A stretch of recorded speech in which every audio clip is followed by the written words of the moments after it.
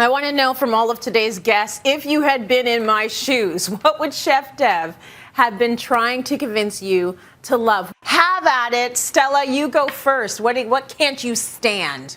Okay, there are 2 items on this list that I can't stand, and you may find it very weird. Okay. I'll go with the first one. The first one is eggplant. Oh. So eggplant is like, yeah, I know. And in my culture, in Italian culture, they use eggplant for pretty much everything. And my father's Sicilian, and they use eggplant in every dish. So that wasn't convenient at all growing up. Right. But the second one, which you might find is weird, is peanut butter.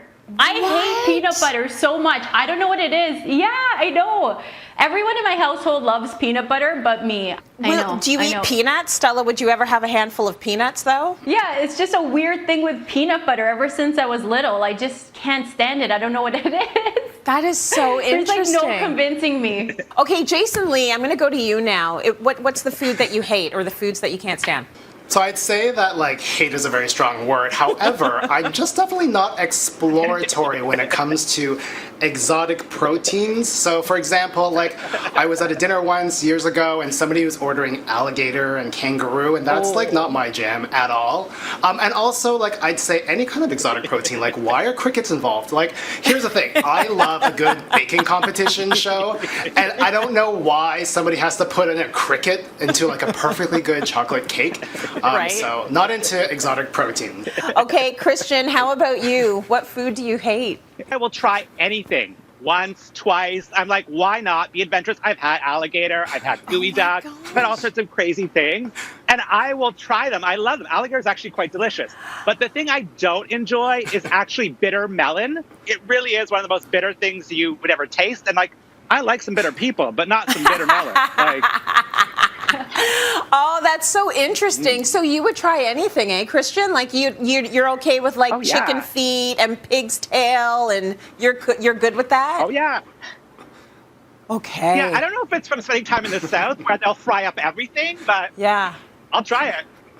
Yeah, it has to be fried. I mean, or there's no way I'm even going there. Okay, Lisa, how about you? What do you not like?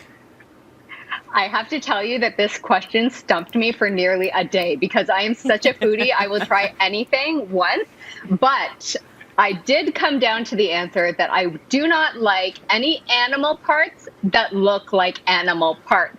So if you feel me, I am not about that life with chicken feet, tripe, liver.